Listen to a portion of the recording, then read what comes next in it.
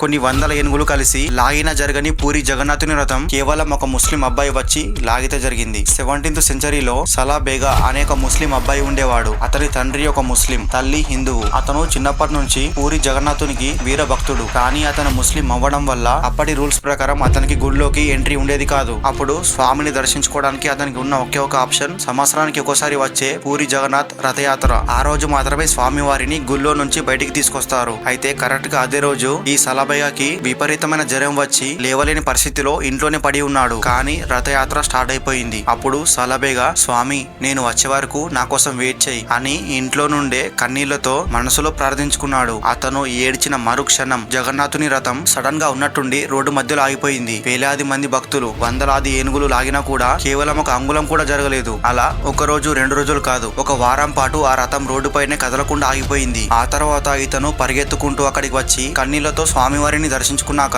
ఆ తర్వాత ఆ రథంకి ఎలాంటి ఫోర్స్ పెట్టకుండా కూడా చాలా సింపుల్ గా కదిలింది. ఇటువంటి వీడియోస్ కోసం లైక్ చేసి ఫాలో చేయండి.